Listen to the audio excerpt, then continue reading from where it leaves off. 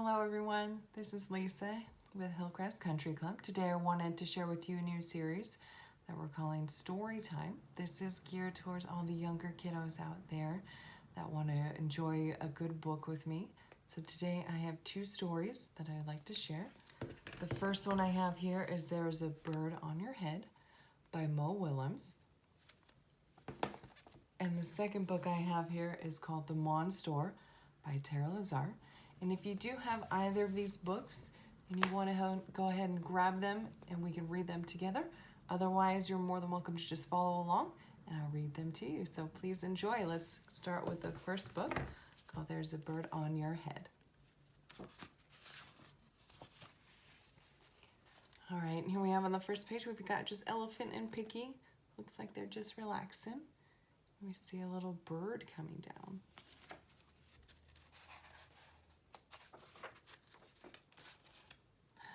Piggy, exclaims Elephant.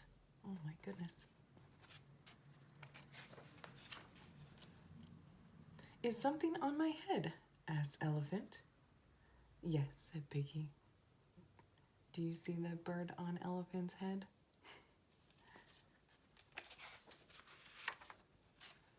There is a bird on your head, said Piggy. There is a bird on my head, asked Elephant.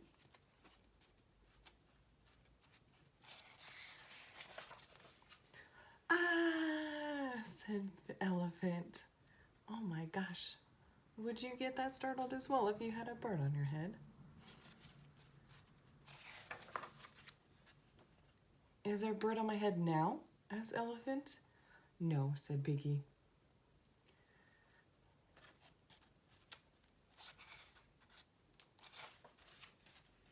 Now there are two birds on your head, said Piggy. Do we see both of those birds now?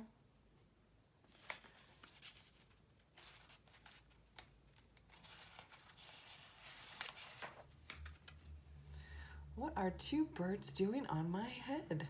Said Elephant. They are in love, said Piggy. Aw, do we see that they are in love? Aw. The birds on my head are in love? Asked Elephant. They are lovebirds, exclaimed Piggy. Aw.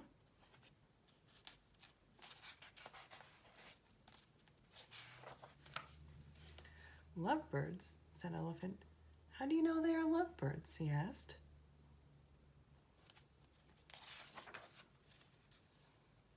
They are making a nest, said Piggy. Two birds are making a nest on my head? Asked Elephant. Do we see them making a nest up there?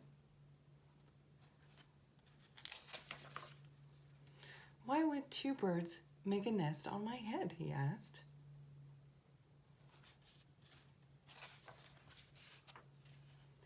I am afraid to ask, he said.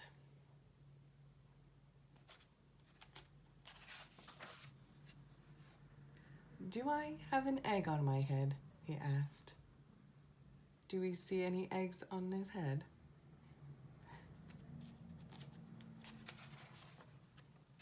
One, two,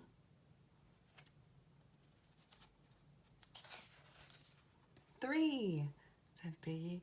You have 3 eggs on your head, Piggy said.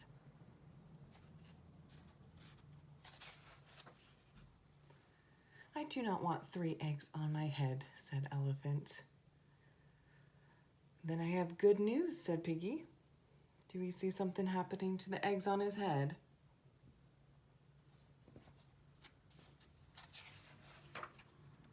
The eggs are gone? He asked. The eggs are hatching, said Pig. Oh, look at that. All 3 are hatching.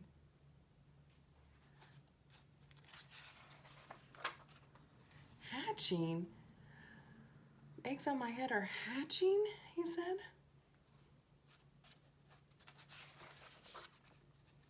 Cheep, cheep, cheep. They have hatched, said Piggy. Oh, we see all 3 have hatched. Now I have 3 baby chicks on my head, he exclaimed.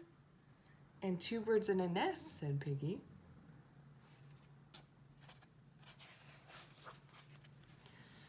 do not want 3 baby chicks, 2 birds, and a nest on my head, said Elephant. Where do you want them? Asked Piggy. Somewhere else, he yelled. Oh my gosh, he shook up that whole nest. Look at all those chicks. Why not ask them to go somewhere else? Asked Piggy. Ask them, he said. Ask them, yelled Piggy. Okay, I will try asking, said Elephant. Excuse me, birds, will you please go somewhere else? He asked pretty nicely there now, didn't he? No problem, said the birds. It worked, he said. Bye, said the birds.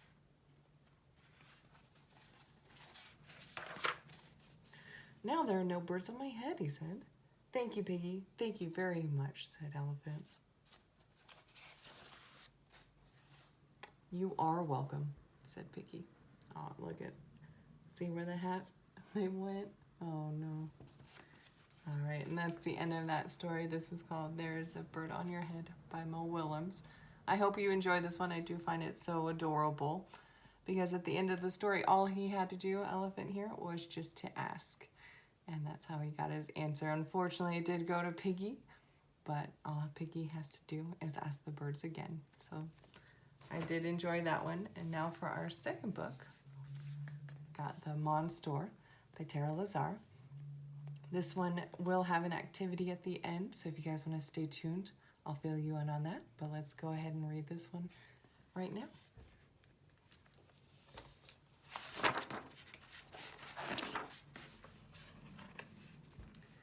At the back of Frankensweet's candy shop, under the last box of sour gumballs, there's a trapdoor. Knock 5 times fast, hand over a bag of squirmy worms, and you can crawl inside the Monstore.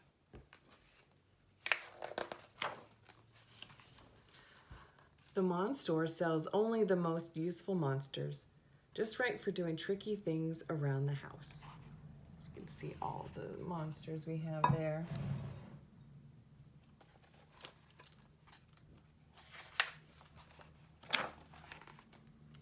The kind that love crab leg casserole, the kind that glow in the dark, and the kind that can frighten pesky little sisters away.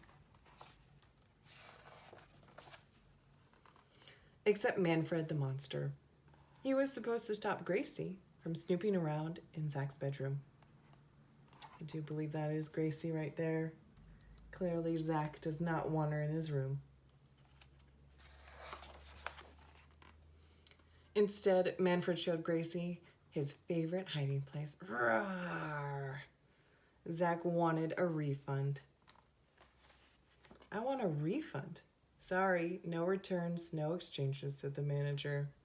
But Manfred doesn't work.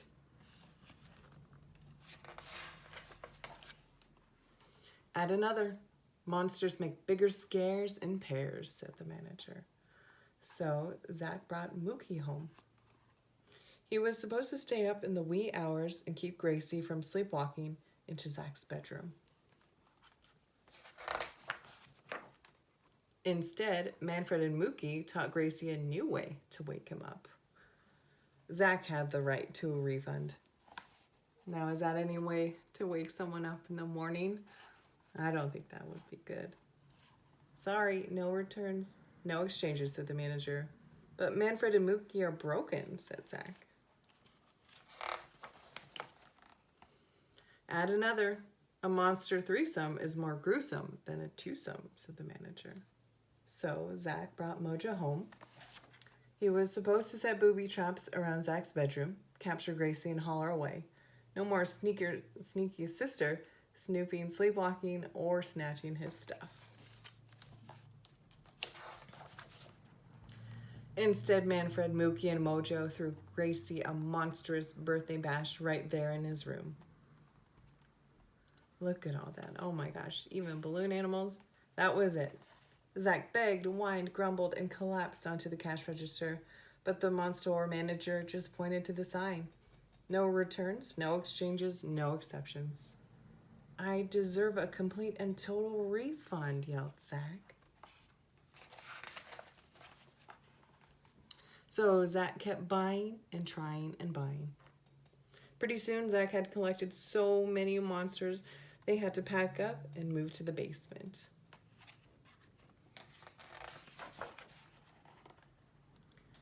In the middle of the night, the splintery stairs made a creepy creak. Who's there? Asked Zach.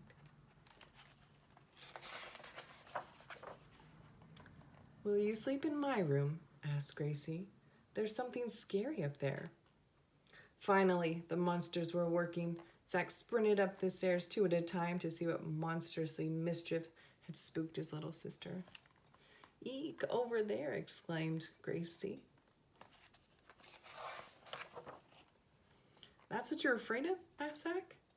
Yes, it's all sharp and prickly, and it's so shiny and bright, it's hurting our eyes. Get it out of here, exclaimed Gracie. Please. Zach was tempted to leave the glitzy, glittery thing right there, but Gracie was right. It was pretty hideous. That monstrosity had more spice than crab leg casserole. Slowly and carefully, Zach rid the room of the tiara terror. You are the best brother ever, said Gracie. After that, Gracie and the monsters cleaned up the party decorations fiendishly fast. And then Gracie and the monsters marched out of Zach's room. Finally, the bedroom belonged to Zach again. And the monsters belonged to Gracie. All of them. Every single one. An entire mob of monsters. But we have the manager saying no returns, no exchanges, and no exceptions. So when Gracie got home, she smushed the monsters back inside. What are you going to do? Asked Zach. Gracie smiled. She had a monster of an idea.